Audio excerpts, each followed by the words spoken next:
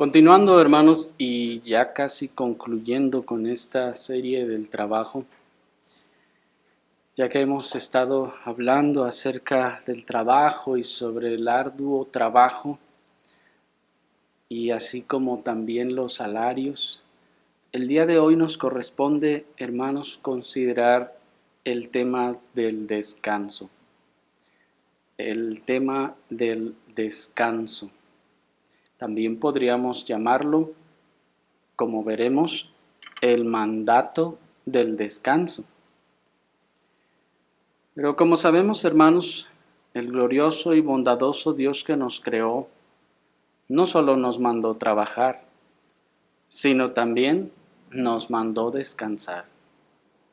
Sí, hermanos, el mismo glorioso y bondadoso Dios que nos mandó trabajar, como lo vimos desde el principio de esta serie, también nos mandó descansar.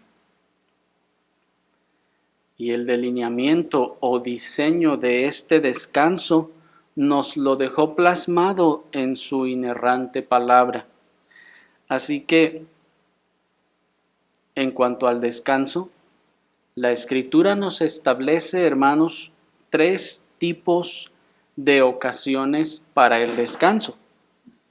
Y un cuarto tipo lo vamos a abordar la próxima ocasión con la ayuda del Señor. Pero en esta oportunidad vamos a considerar estos 3 tipos de descanso que serán a su vez nuestros 3 encabezados. El primer tipo de descanso que vamos a encontrar en la Escritura es el descanso semanal.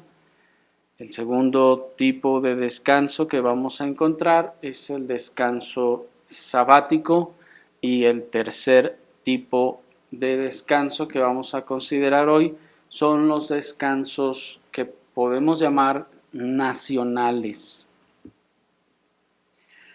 Queremos hacer la aclaración aquí de que no estamos incluyendo el descanso diario, que es una forma también de descanso que el Señor nos dio, pero no está siendo incluido aquí porque este descanso en gran medida, si no es que en su totalidad, es involuntario.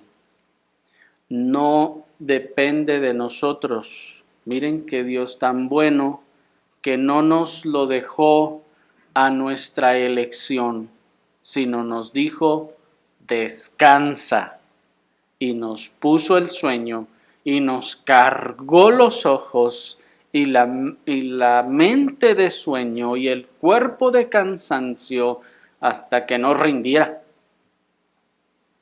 Pero miren cómo aún así nos resistimos a descansar. Y por eso hoy estamos con los ojos de mapache, porque nos resistimos a descansar, no queremos descansar. Pero miren que Dios tan bueno que en el caso del descanso diario nos obligó a descansar. Es como la respiración, ¿verdad? Si no nos hubiera obligado a respirar, hasta eso también nos rebelábamos contra el Señor en eso también. Por esa razón vamos a considerar entonces aquellos descansos que son voluntarios. Y cuando decimos voluntarios nos referimos a que nosotros voluntariamente o ejerciendo con voluntariedad en obediencia al Señor, la voluntad, entonces nosotros descansamos en base al mandamiento del Señor. Así que veamos primeramente el descanso semanal y acompáñenme a Éxodo capítulo 23, versículo 12. Éxodo 23, versículo 12. Dice la palabra del Señor: 6 días harás tus labores, y al séptimo día reposarás, para que descanse tu buey y tu asno, y tome respiro el hijo de tu sierva y el extranjero. hasta allí. En esta ocasión, hermanos, nuestro objetivo no es exponer, explicar ni defender la vigencia del cuarto mandamiento. Eso ya lo hemos hecho en el pasado y pensamos que todos aquí estamos ciertos con respecto a la vigencia de este mandamiento y su forma de obedecerlo, por lo que en esta ocasión no vamos a tratar con el cuarto mandamiento. Solamente vamos a considerar brevemente lo concerniente al descanso que está implicado o incluido dentro del cuarto mandamiento, ese descanso semanal que Dios estableció en este mandamiento, que dicho sea de paso, es de hecho el aspecto más plano y terrenal del cuarto mandamiento. Es decir, de todas las cosas, de todos los beneficios y gracias que Dios había planeado para este mandamiento, el más plano y terrenal es este, el descanso semanal. Primeramente observen cómo, aunque el día de reposo o Sabbat es un día consagrado al Señor, también nuestro texto nos lo señala como descanso del cuerpo para todos los trabajadores. Pues miren cómo dice el texto: al séptimo día reposarás. ¿Se fijan? Al séptimo día reposarás para que descanse. ¿Se fijan? ¿Para qué es este reposo?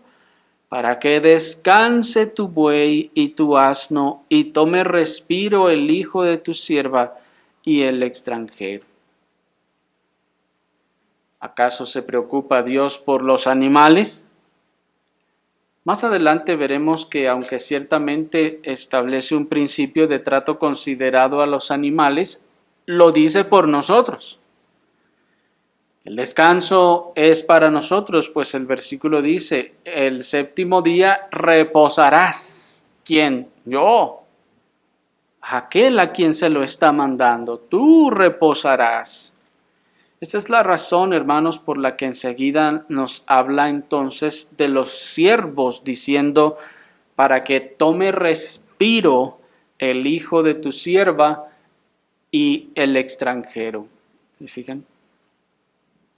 La expresión que se tradujo aquí como tome respiro es literal, hermanos. Pues otras versiones traducen para que tome refrigerio o refresco. Sin embargo, el término original es el respiro. Para que tome respiro. Y eso, hermanos, observen cómo no solo nos transmite claramente la idea del descanso, sino también nos transmite la idea del cansancio mismo. Pues si tiene que tomar respiro, es porque está cansado. Es porque el trabajo que ha llevado a cabo esos 6 días es cansado. Y entonces el séptimo día ha de tomar un respiro. Pero observen también cómo se expone. Va a tomar un respiro de sus labores. Ahora, este respiro, como vamos a ver, hermanos, no se refiere a un permanecer en la cama tirado todo el santo día, porque es su día de respiro. No, vamos a ver que este respiro, dado a que este día es un día para el Señor, es un respiro, no un haraganeo. De manera que observen cómo el Señor mismo mandó que un día de cada 7, es decir, cada semana, el hombre debe tomar un descanso semanal. Un día de cada semana, el hombre debe tomar un descanso semanal. Y observen, hermanos, que esto es algo que Dios mandó. Esta no es una sugerencia o una opción. como si el Señor dijera, miren, pues la manera que los creé es tal que yo sé que al sexto o al séptimo día más bien ustedes ya van a necesitar un descanso, así que yo les sugiero que descansen. No, el Señor no está diciendo así. Él está mandando que se descanse ese día. Ese es un mandamiento, hermanos del Señor. No es una opción. No es una sugerencia. No es algo que sería mejor para ustedes. No. Debe de existir un descanso. Y aquí, hermanos, no importa la época, no importa el país, el continente, el clima, el tipo de trabajo, no importa ninguna cosa, sino la secuencia de días. Observen, 6 días de trabajo, 1 de descanso. Eso es lo que la Escritura, lo que el Señor nos está mandando, de donde encontramos, hermanos, que el descanso es un mandamiento. Por eso les decía al presentar el título que esto también podemos llamarlo el mandato del descanso. ¿Por qué? Porque es un mandamiento y no es una opción. De manera que todo aquel que tiene un empleado ha de darle al menos este descanso semanal como este primero de los descansos. Y este es un mandamiento que se debe obedecer por el curso de la voluntad. ¿Y por qué decimos por el curso de la voluntad? Porque Dios diseñó el descanso diario que fuera en buena medida involuntario, a diferencia del descanso semanal. Y como veíamos, no estamos aquí tratando con el descanso diario porque ese no es voluntario en buena medida. Y bueno, decimos en buena medida porque nos resistimos, ¿no es así? Y de vez en cuando lo logramos vencer. ¿Cuántas veces ustedes se han quedado toda la noche sin dormir? Por puro gusto. Y gusto significa que tenían que trabajar, sí. Y decimos gusto porque es voluntariedad, porque voluntariamente dijeron, me voy a quedar sin dormir. ¿Por qué? Porque quiero ponerme a trabajar, o porque quiero ver la televisión, o porque quiero hacer esto otro, o porque quiero, y es voluntario. ¿Se fijan? No importa cuán razonables o ilegítimas sean las razones por las que lo hacemos, hay un ejercicio de la voluntad para resistir ese diseño de Dios. Pero qué bueno es Dios, hermanos, que no podemos resistir por mucho tiempo. Es por esa razón, hermanos, también que nosotros les hemos insistido una y otra vez, sobre todo el día sábado, hermanos, no se desvelen, no se desvelen, no se resistan al diseño de Dios de dormir temprano, que debemos estar dormidos temprano, porque tenemos que dormir bien, tenemos que despertar con energías. ¿Por qué Dios hizo eso? Porque nos estaba buscando hacer bien, porque es la forma que Dios diseñó para que recobráramos el aliento y las fuerzas, como dice el texto. ¿Para qué es el descanso? Para que tome respiro tu sierva y tu siervo. Observen que el término respiro, como les decía, es eso, incluso es el mismo término que también se traduce como soplo o aliento. Es para que cobre aliento, es decir, para que recobre las fuerzas, para que pueda ahora tener nuevas fuerzas para hacer lo que sigue. Pero si ustedes, hermanos, están quemando su tiempo de descanso en otras cosas y no duermen, y sobre todo el sábado, ustedes están deshonrando al Señor. ¿Por qué? Porque eso es lo que, como no durmieron bien, pues vienen a dormirse aquí. Y entonces vienen a deshonrar al Señor aquí porque no durmieron bien el sábado, porque se resistieron al mandamiento del Señor de dormir bien, pues todos los días, ¿verdad? Y sobre todo en el sábado, sabiendo que al día siguiente necesitamos las fuerzas para honrar al Señor.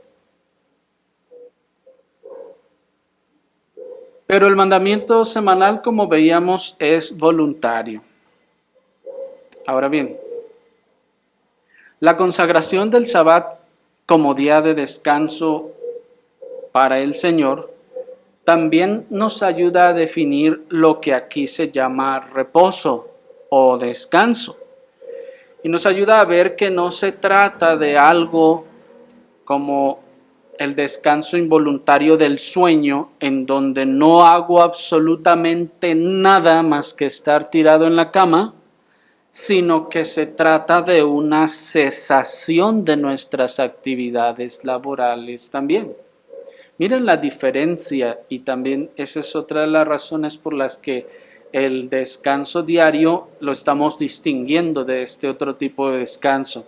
Porque en el descanso diario nosotros, válgame la expresión, nos tiramos a la cama y no hacemos absolutamente nada. ¿No es así? El cuerpo está inerte, de hecho está indefenso incluso. Es por eso que a cada mañana agradecemos al Señor su protección, porque durante la noche estuvimos completamente indefensos y a merced de cualquier cosa, de cualquier ser humano malvado o incluso de cualquier animal, etc. El cuerpo entonces está, ahora sí, tirado sin hacer absolutamente nada. Pero en el descanso semanal no es así. En el descanso semanal el cuerpo no está tirado en la cama, no debe estarlo, pues, dado que es un día de reposo para el Señor, es decir, dedicado al Señor, entonces hay actividades que hacer, hay tareas que hacer. Por lo que entonces miren a lo que Dios llama descanso en ese sentido. Dios llama descanso entonces al cese de las actividades laborales habituales. Ese cese de esas actividades laborales es descanso. Hacemos otra clase de actividades, algunas también parecidas a las que hacemos también entre semana, pero observen que ya las hacemos con más calma, las hacemos por menos tiempo, con más tranquilidad o las hacemos de manera más pequeña, es decir, en grados y formas menores a las que lo hacemos el resto de la semana. Puesto que en ese sentido, hermanos, hay cosas que hacer en el día del Señor. Hacemos tareas en el día del Señor. Esa es la razón por la que en el día del Sabbat cristiano o día del Señor se pueden y se deben realizar todas aquellas tareas y trabajos en beneficio del Señor. Las obras de misericordia y de la preservación de la vida, como los alimentos. Sin embargo, como podemos ver, hermanos, no es con la misma carga, en la misma forma, en la misma extensión o en el mismo peso que en el resto de la semana. Este reposo es un reposo de nuestras labores cotidianas, porque ya no son aquellas duras faenas de trabajo bajo el sol, porque ya no son esos trabajos incansables de todo el día, sino que nuestro servicio mismo es menor e incluso ocasional. El sacerdote, por ejemplo, que le tocaba trabajar en el día del Sabbat, aún así no le tocaba trabajar todos los sabbats, sino como eran tantos, recuerden, se turnaban y había días que no le tocaba. Unos sí, otros no. Y así nosotros, no es así. Hay ocasiones en las que las hermanas sirven, hay ocasiones en las que no. Y así tenemos actividades que se ven disminuidas también, que pueden parecer o ser las mismas que entre semana, pero están disminuidas. Ya no es la faena del día bajo el sol y los trabajos incansables, sino es una actividad que de entrada, hermanos, por su destino, ya es más ligero. Es decir, lo hacemos para el Señor, lo hacemos por amor al Señor, y entonces, por lo tanto, es más ligero. Ahora bien, adicionalmente debemos tener claro que la expresión 6 días harás tus labores no está estableciendo un horario de trabajo, sino que aquí es dicho a manera de concesión. Es decir, que cuando el texto dice 6 días harás tus labores, ¿se fijaron que así dice? 6 días harás tus labores. No nos está diciendo, tienes que trabajar forzosamente esos 6 días. No está diciendo eso. Sino que está expresado en una forma de concesión. Es como si dijera, en 6 días harás todo lo que tengas que hacer de tus labores, pero el séptimo tienes que descansar. ¿Me explico? El Señor no está diciendo forzosamente todo ser humano debe trabajar 6 días sin parar, porque hermanos, si así fuera entonces sería otra cosa.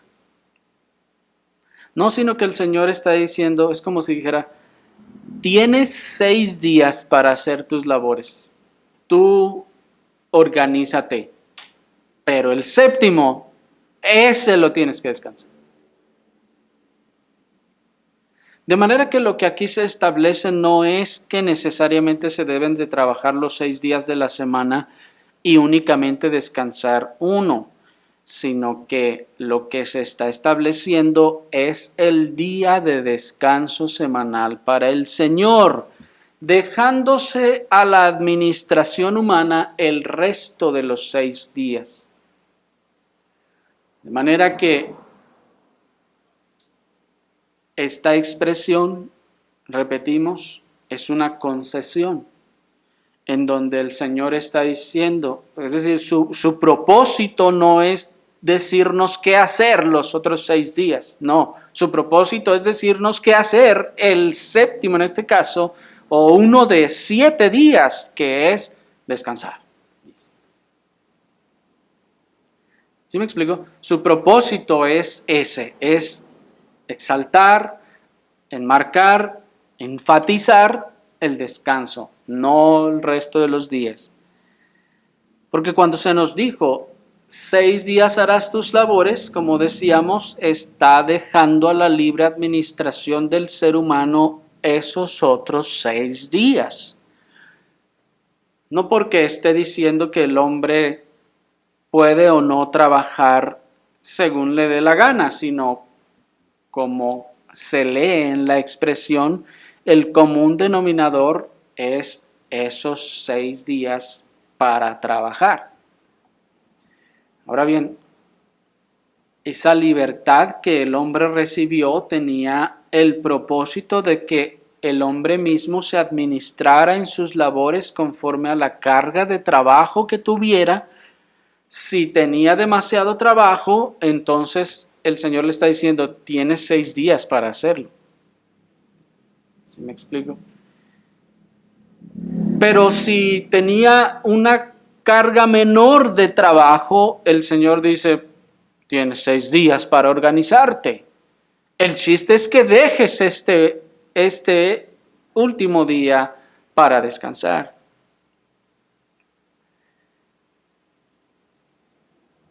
De hecho, hermanos, el proceso mismo del cultivo ocasiona que el hombre deba administrar también sus tiempos de trabajo y descanso, en donde no siempre trabajará todos esos 6 días, porque hay cosas que se pueden y no se pueden hacer en ciertos momentos del cultivo. Va y hará la tierra, trabaja la tierra, pues ahí sí, todo el tiempo es corrido, pero dependiendo de si ya le alcanzó la llegada del temporal de lluvias o todavía tiene que esperar un poco, entonces arroja la semilla. Echa la semilla, bueno, porque si lo echa mucho tiempo antes y tarda mucho en llover, entonces ahí se puede llegar a perder la semilla. Entonces se tiene que administrar. Una vez que echó toda la semilla, ahora pues tiene que esperar a la lluvia. ¿Y qué va a hacer esos días? Bueno, pues hay otras cosas que hacer, ¿verdad? Y entonces lo que el Señor está diciendo es, tú administrate, tienes 6 días para trabajar. Si de esos días quieres, como se dice hoy en día, trabajar a destajo 4 días y descansar el quinto y el sexto, pues tú organízate, dice el Señor. Y así. Pero, repetimos, no como que entonces se le está dando al hombre la concesión para que trabaje o no, según le dé la gana. No, va a trabajar. Todos los días estaría trabajando, de hecho. Porque nuevamente, lo que pasa es que tenemos ya vinculada en nuestra mente la idea de haraganeo igual a descanso. Pero eso debemos entonces quitarlo de nuestra mente, porque descansar no es estar tirado en la cama. Eso no es descansar, eso es más bien haraganear en buena medida. Es decir, cuando se está todo el día tirado en la cama sin hacer nada, sí, eso ya bien puede ser haraganeo si no está enfermo.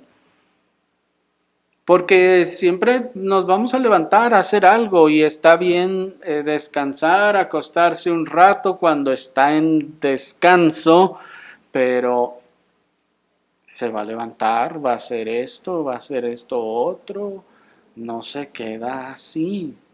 ¿Me explico?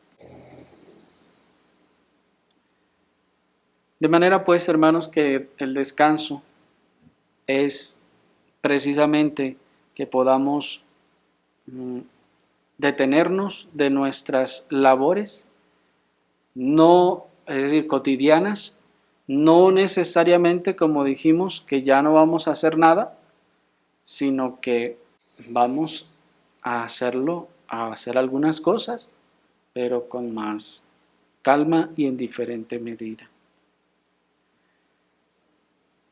Esta administración de los 6 días, ya sea de trabajo y en donde nosotros organizamos nuestras actividades para poder, si es posible, descansar un poco más, es lo que llevó, hermanos, al razonamiento que luego llevó a los ingleses, en este caso, a crear el concepto de lo que hoy se conoce como semana inglesa. ¿Cuál es la semana inglesa? Y miren que se llama inglesa porque proviene de aquel país en donde los puritanos establecían también a través de la palabra del Señor, y como saben ustedes, en aquella época los gobiernos incluso estaban influidos por el mismo puritanismo.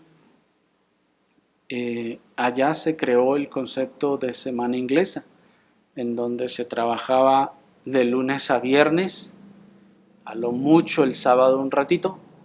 Eso del sábado un ratito vino más bien después de 1800, y se descansaba sábado y domingo.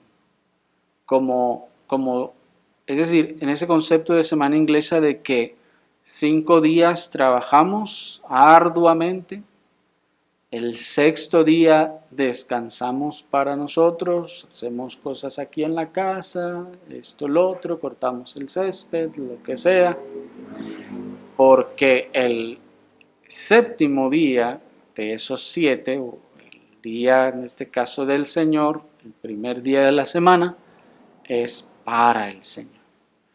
Y en ese sentido, ese era el concepto original en su aspecto moral. De estos 7, uno es para el Señor, pero dice alguien, pues es que como todo el día estoy en la casa del Señor, pues no me quedó tiempo para echar esta barda que ocupo en mi casa, para esto, lo otro.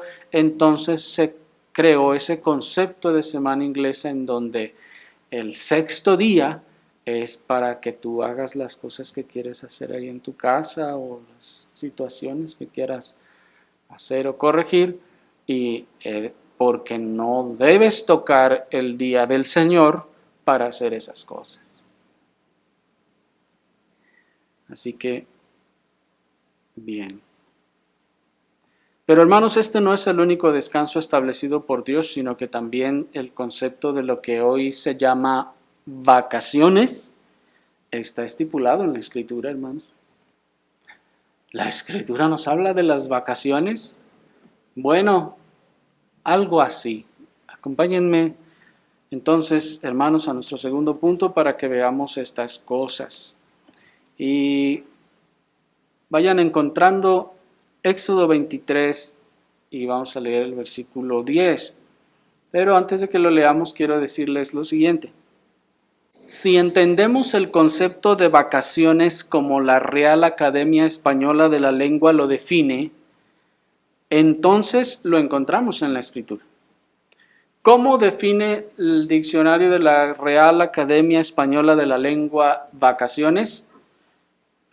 Para la Real Academia Española de la Lengua, vacaciones es el descanso temporal de una actividad habitual. Eso es vacaciones. Descanso temporal de una actividad habitual. Dice Éxodo 23, 10. Y 6 años sembrarás tu tierra y recogerás su cosecha, pero el séptimo la dejarás descansar, sin labrar, para que coman los pobres de tu pueblo, y de lo que quedare comerán las bestias del campo, y así harás con tu viña y con tu olivar. Hasta ahí. Observen, hermanos, que el Señor establece el mismo patrón de tiempo en el descanso semanal y aquí en el descanso anual, si podemos usar esa expresión, o sabático. 6 días de trabajo por uno de descanso, y aquí 6 días de trabajo de la tierra 6 años de trabajo de la tierra por 1 año de descanso. Y como podemos observar, hermanos, este descanso consistía en el cese de las labores de la agricultura, que representaban la actividad laboral de al menos el 90% de los israelitas durante todo el año, porque la gran mayoría, su actividad laboral en que trabajaban, cultivando la tierra, ya sea para diferentes tipos de productos. De manera que, miren lo que el Señor dice que aquí es descanso. El séptimo el séptimo año, la dejarás descansar. ¿Se fijan? ¿Y qué sería? No siembres. No siembres, lo vas a labrar y vas a dejarla descansar. Y observen las palabras con las que expresa el mandamiento. Pero el séptimo la dejarás descansar. Y miren también el claro propósito. No labrar, sino descansar. ¿Se fijan? No labrar, sino descansar. Pero si alguno dijera, pero ese mandamiento no se dio para que descansara el hombre, sino para que descansara la tierra. Respondemos como responde nuestro apóstol a los gentiles. ¿Acaso se preocupa Dios por los bueyes? Acompáñenme a leerlo en 1 Corintios 9, 8 al 11. 1 Corintios 9, 8 al 11 dice la palabra del Señor. ¿Acaso digo esto conforme al hombre? ¿O no dice esto también la ley? Porque en la ley de Moisés escrito está: no pondrás bozal al buey que trille. ¿Acaso se preocupa Dios por los bueyes? ¿O lo dice enteramente por nosotros? Por nosotros ciertamente fue escrito, porque con esperanza debe arar el que ara, y el que trilla con esperanza de participar de lo que espera.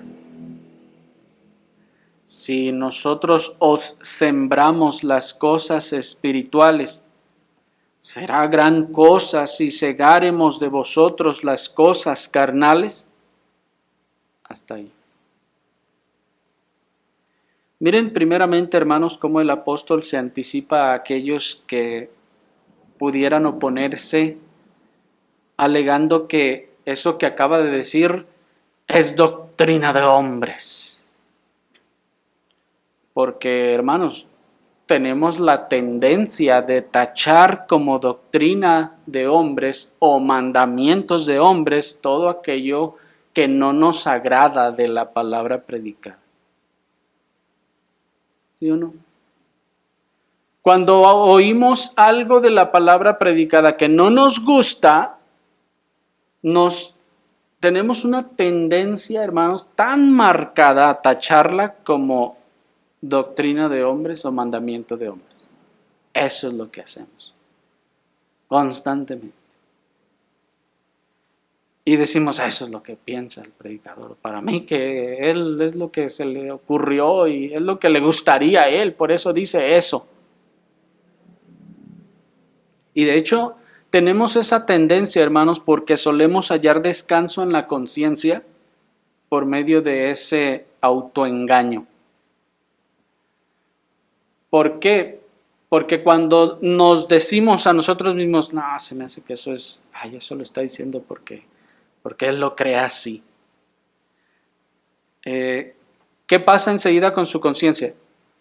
Su conciencia entonces se siente justificada de no tener que obedecerlo. ¿No es así? Y ya a partir de entonces usted descansa, de hecho no se siente ni culpable, ni le pesa el pecado, ni nada, ¿no? Porque según usted era mandamiento de hombre y por eso entonces no lo tiene que obedecer. Y así engañó a su conciencia. Y es un engaño porque escrito está, pero usted engañó a su conciencia para que no sintiera el aguijón de la culpa y no tuviera que obedecerlo. Pero como esa es la conducta de la carne, la conducta habitual de la carne, el apóstol ya lo sabía. Y dijo, estos hermanos van a decir, ay, el apóstol está hablando como hombre, dice otra versión, o está hablando conforme al hombre. Es decir, está dando doctrina de hombre porque nos está pidiendo dinero. Eso es lo que a él le gustaría, por eso lo está acomodando. Y por eso se anticipa y les dice, ¿Acaso digo esto conforme al hombre? ¿Acaso ustedes piensan que estoy diciendo esto porque yo así lo quiero? ¿Porque así me gusta a mí? ¿Así me gustaría que fuera? ¿Ustedes piensan que esto que estoy diciendo son meros mandamientos de hombre? Y luego les dice, ¿o no dice esto también la ley? Es como si les dijera, ¿acaso no está escrito esto en la ley? Ustedes quieren justificarse diciendo que son mandamientos de hombres, pero les pregunto, ¿no está esto en la ley? Es decir, ¿no está en la palabra de Dios escrito? Y miren la respuesta a esa pregunta por parte de muchos, que seguramente habría sido, no, no está escrito. Es decir, el apóstol les dice, ¿no está escrito eso en la ley? Cuando empiezan a decir, no, es doctrina de hombres, el apóstol dice, no, no es de hombres, está escrito en la ley. ¿Acaso no está escrito en la ley? Y ellos responderían, no, no, ¿dónde dice? A ver, muéstrame un versículo que diga que eso es así. ¿No les suena muy familiar de los lugares de donde el Señor nos sacó? Muéstrame el versículo, a ver, ¿dónde dice eso? Muéstremelo el versículo.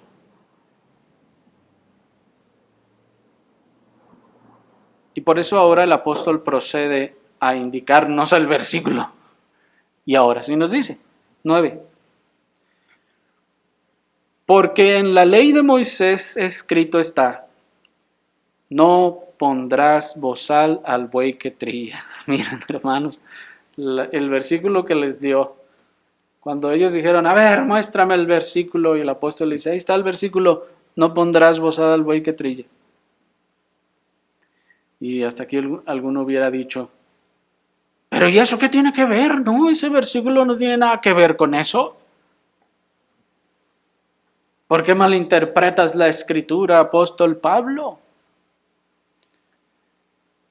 Ahí es donde dicen, estás torciendo la escritura para que diga lo que tú quieres que diga. Porque los inconformes dicen así. Los inconformes, porque no les agrada lo que escucharon de la predicación o lo que se enseñó, engañan a su conciencia, haciéndose creer a ellos mismos que el predicador está haciendo que la escritura diga lo que él quiere que diga. ¿Por qué? Porque no le gustó. Dice, no, le está acomodando para que diga lo que él quiere. Pero ahora el apóstol procede a explicarnos cómo se interpreta la escritura y cómo es que ahí en ese texto que les esgrimió y que ellos pensaban que no tiene que ver, está implícito eso. Y les dice, ¿acaso se preocupa Dios por los bueyes? 10. ¿O lo dice enteramente por nosotros? Observen el principio de interpretación escritural basado en la mente de Dios que el apóstol Pablo utiliza para interpretar este versículo.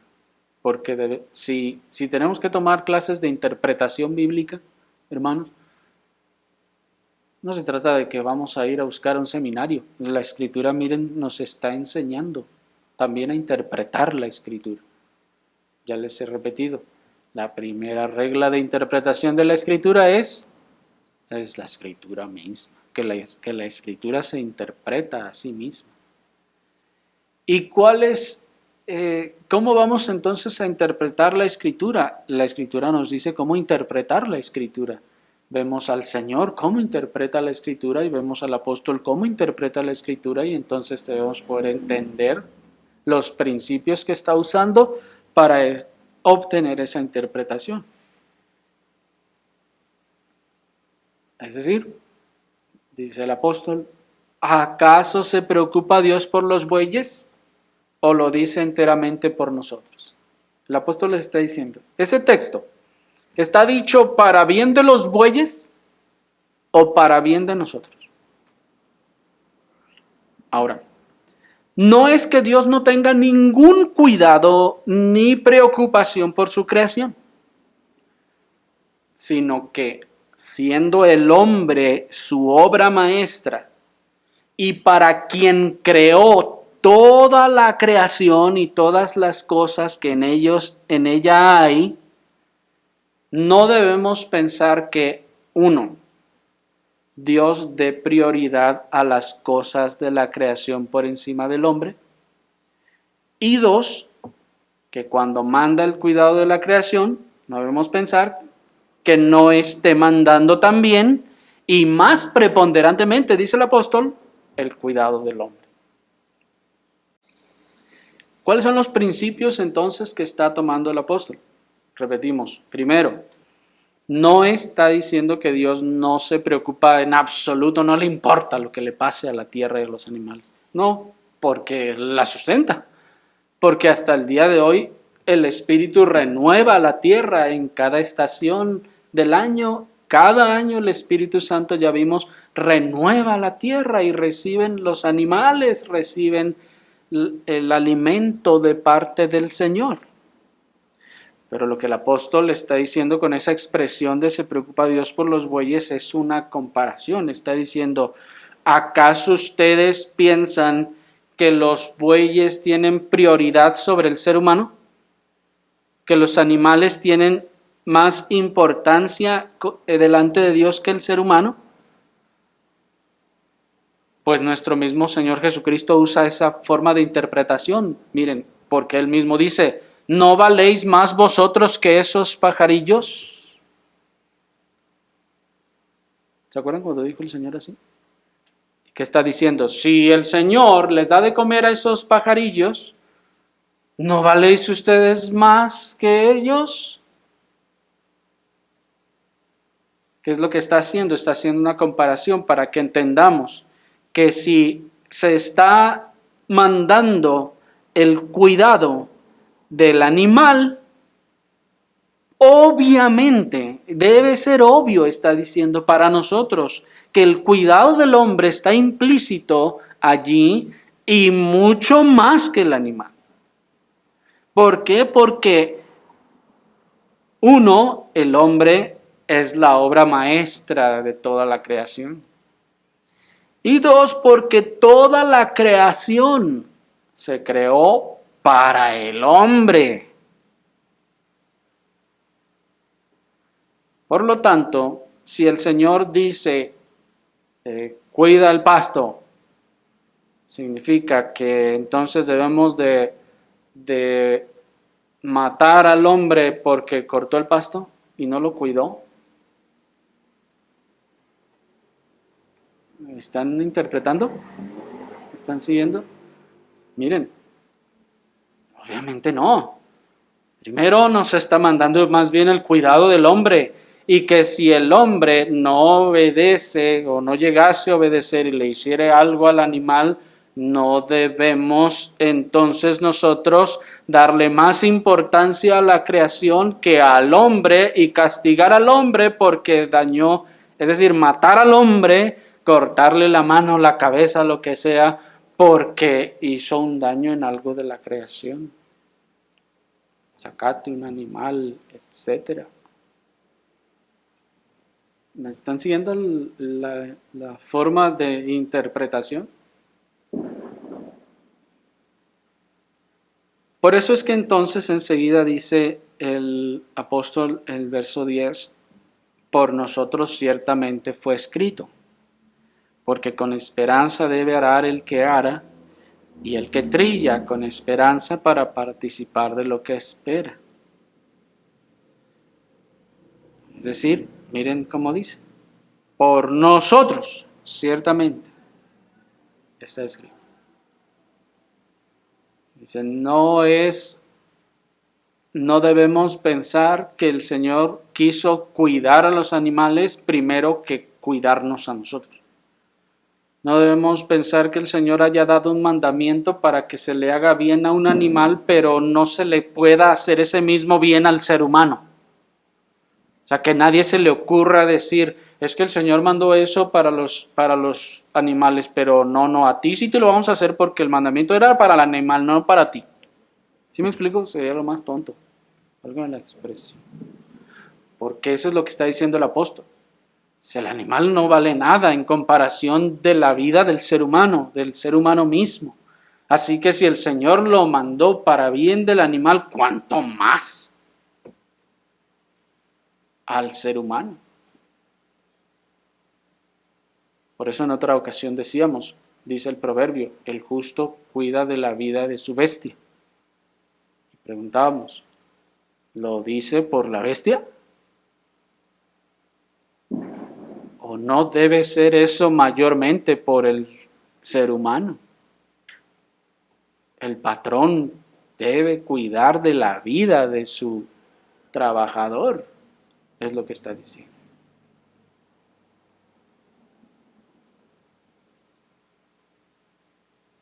Y es por eso que luego nos trae la aplicación 11.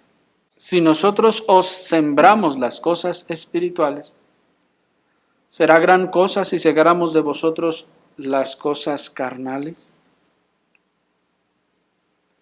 Y de la misma manera nos preguntamos ahora, ¿se preocupa Dios por la tierra y por las bestias del campo para que les dé descanso un año de cada 7?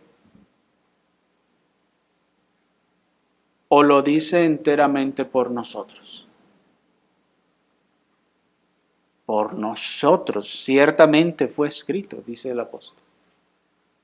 No podemos pensar y decir, yo soy el patrón y tengo todo mi tierra y sí, le voy a dar descanso a la tierra, pero tú no, tú tienes que trabajar, le tienes que seguir. Dios dijo que descansara la tierra, no tú, así que a trabajar. Qué perversidad sería eso, ¿no les parece? O si el Señor mandó que la tierra descansara, cuanto más el hombre que la trabaja.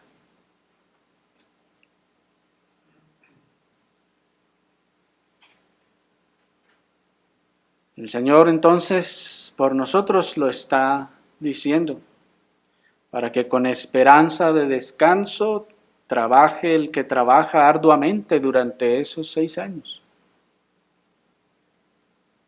Ahora bien, dijimos que esto es lo más parecido a lo que hoy conocemos como vacaciones, debido a que ese año el hombre mismo no solo no habría de trabajar, sino que habría de descansar y comer del fruto de su trabajo anterior. Miren Levítico 25:20. Dice Levítico 25:20, y si dijeres, ¿qué comeremos el 7º año? He aquí no hemos de sembrar ni hemos de recoger nuestros productos.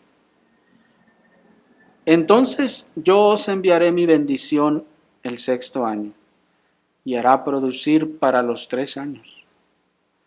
Y sembraréis el 8º año, y comeréis de la antigua cosecha, hasta el 9º año, hasta que venga su cosecha, comeréis de la antigua. Hasta ahí. Miren la benigna benevolencia del Señor, hermanos, que nos está diciendo y le está diciendo a esta nación que le proveería para los siguientes 3 años. Que en el 6º año su cosecha sería del triple de lo que era habitualmente, para que pudiera almacenar y guardar para el siguiente año, que no debe de trabajar la tierra, sino que debe de descansar, y también para el siguiente año que pues tiene que labrarla y todavía esperar a que venga el fruto. Qué bueno es el Señor, ¿no les parece? Y como decíamos hace un rato, tampoco se trataba de que en el 6º año el israelita sembrara su su mismo granito, solo uno, y esperar a que de repente, ¡pum!, le saliera 3 veces más de lo que siempre salía. No, él mismo también tenía que hacer provisión. Buscando obedecer al mandamiento de Dios, él iba a sembrar un poco más, precisamente sabiendo que el siguiente año no le toca trabajar, tiene que descansar. Entonces él hace provisión y da más o guarda un poco más porque sabe que el siguiente año no va a trabajar. Y como decíamos, eso es fe, porque la fe nos lleva a la obediencia. La fe busca la obediencia. Y cuando la fe está conduciendo a la obediencia, entonces las bendiciones de Dios se desatan y vienen sobre aquellos que obedecen. De forma entonces que no, no poner o no sembrar un poco más, sino cruzar las manos, decíamos, y sembrar la misma semilla y decir, pues Dios dijo que me iba a dar, a ver si es cierto. Eso, decíamos, eso es tentar a Dios. De hecho, esa actitud de a ver si es cierto, eso es lo que la Escritura llama tentar a Dios. De manera que, bueno, volviendo al tema del año, que sería de descanso, si hacemos cuentas respecto al año de cada 7, tenemos que el pueblo habría de descansar 365 días de cada 2555 días de trabajo. Eso equivaldría a 52 días de descanso por cada año, hermanos, que el pueblo tendría que descansar. Miren, 52 días de los 365, 52 los tendría que descansar. Esto equivale a 1.7 meses por año de descanso. ¿Se fijan? Miren la bondad de Dios. Miren la benevolencia de Dios, hermanos. No solo nos dio el descanso semanal, sino también nos dio, válgame la expresión, las vacaciones. El tiempo en el que pudiéramos descansar de todas esas cosas. Ahora, ¿pero de qué nos sirve todo eso si nosotros no cultivamos la tierra y nosotros no vivimos en un país que respete las benignas leyes de Dios? Porque si yo voy y le digo a mi patrón, mira patrón, aquí dice la Biblia que usted me debe de dar 52 días por año de vacaciones, ¿qué va a decir el patrón? Hombre, pues vete con tu Biblia por allá y ahí busca otro trabajo donde sí respeten tu Biblia. ¿Y lo va a encontrar? No, en este país no. En este país no lo va a encontrar. Y entonces, ¿qué vamos a hacer nosotros? Si eso, hermanos, no ocurre en este país y si nuestras actividades ahora, por todo este sistema laboral, como hemos visto ya, no se prestan a eso, y mucho menos los gobiernos, ¿verdad? Bueno, como vimos la ocasión anterior, hermanos, respecto al salario, aplica el mismo principio. Es decir, vimos que los que son patrones sí deberían de tomar esos principios. Pues así lo dice la Escritura. Y si son patrones, deberían tomar ese principio. Pero ¿y los que no somos patrones y no somos empleados? Bueno, los que somos empleados debemos, leíamos, contentarnos con nuestra paga. Debemos contentarnos con lo que el Señor nos ha querido dar. Aquí en este país son, ¿qué? 4 días por año o 5, quién sabe cuántos, algo así. Y recientemente le subieron, pero eran como 5 cuando yo entré a trabajar por primera vez. 6. 6. Ahorita creo que ya son 12, creo que lo subieron a 12, algo así el primer año y luego va así. Pero bueno, una vez más, recuerdan que leímos que el Señor decía, el Señor te llamó siendo esclavo o siervo, pues no te preocupes, dice el Señor, porque ese siervo no tenía vacaciones. En las culturas, en el caso a donde fue escrito,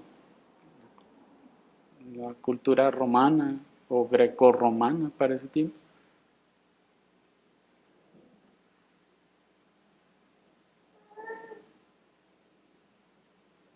Ahora bien, antes de dejar este punto, hermanos, solo quiero recordarles que esto no significa que entonces todo ese año se la pasarían acostados en la cama, sin levantarse todo el día, sino nada más para comer. Porque como hemos dicho, ¿no? Eso es haraganería. No, sino que era un descanso de las actividades habituales por un periodo, en este caso, largo de tiempo. Y van a hacer otras cosas, y como vimos también, es un año para el Señor. Veamos por último y mucho más brevemente, hermanos, los descansos nacionales.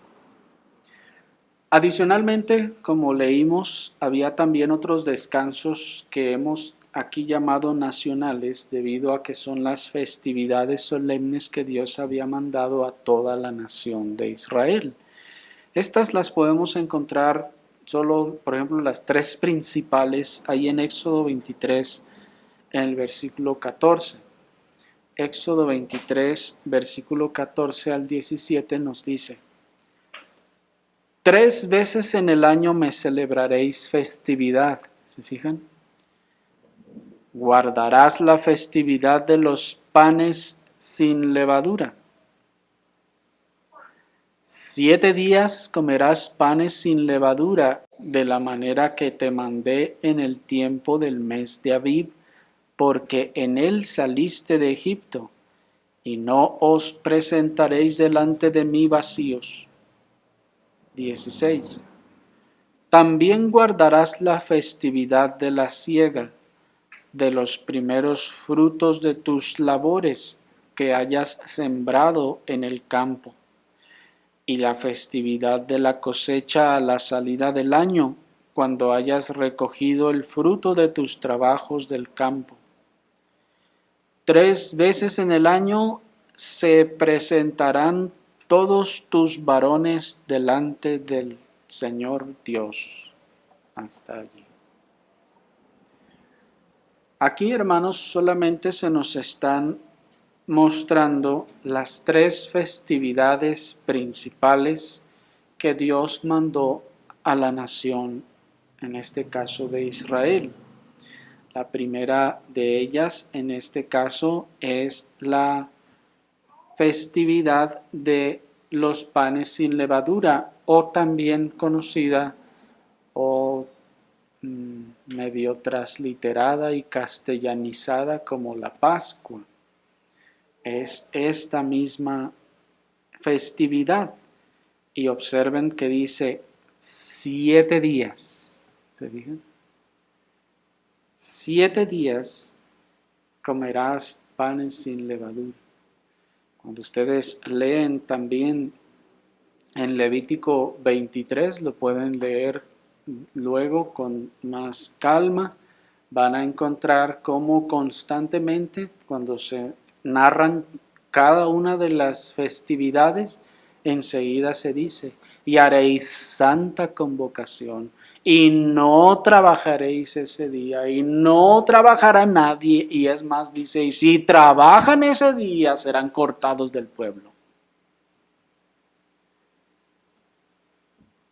Hay entonces festividades que Dios determinó para la nación. Aquí se encuentran las 3 principales: la de la Pascua, la de la siega, cuando se presentaba la gavilla, y también la de la cosecha.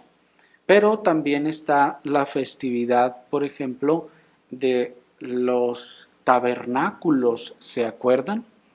Nuestro mismo Señor Jesucristo En esa festividad fue cuando, dice el texto, en el último día de la festividad, el Señor se puso en pie y habló y dijo, el que tiene sed, venga a mí y beba.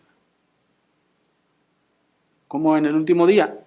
Pues porque eran otros 7 días en donde tenían que estar viviendo en las enramadas. ¿Se acuerdan? En esa festividad, ¿qué tenía que hacer? Pues obviamente para hacer eso tenían que dejar de trabajar. Esas eran también festividades en donde se paraba, digámoslo así, el trabajo, las cosas que se hacían o se tenían que hacer para poder ir a llevar sus ofrendas al Señor, porque miren el final del versículo 15 dice, no os presentaréis delante de mí vacíos. O sea, no vengas si no traes nada, o a no traer nada, o como agregan otras versiones, con las manos vacías, sino que debe de traer ofrenda al Señor, porque estos días, estas festividades son para el Señor, por lo que se descansa, sí, efectivamente, pero en el Señor.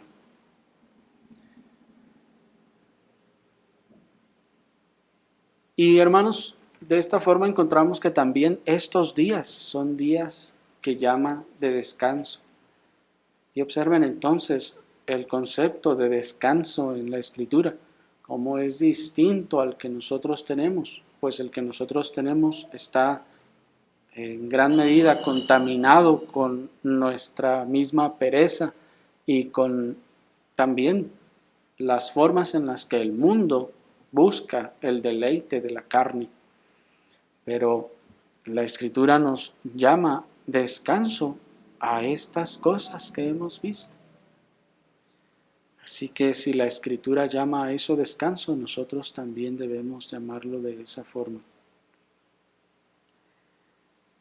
Y hermanos, por último, solo decir que en cuanto a estas festividades, dado que, observen, fueron festividades nacionales de descanso, esto también, si nos preguntamos, ¿y nosotros, pues qué?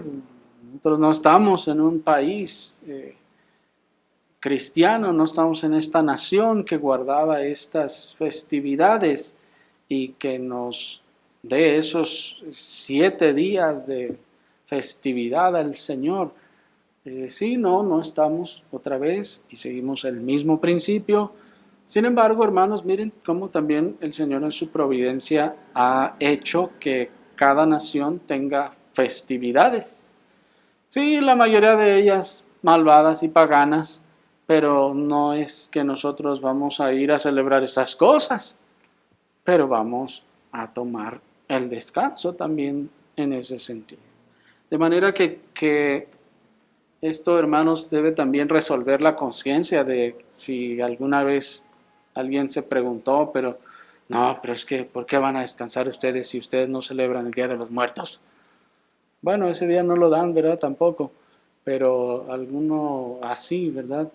Que entonces nosotros veamos que dentro de la Escritura también se contemplan esas festividades, que aunque nosotros no vamos a ir a hacer esas cosas, ni vamos a ir a marchar, a desfilar el 1 de mayo, ni el 20 de noviembre, pero se ha contemplado esa clase de descansos. Oremos, hermanos, al Señor.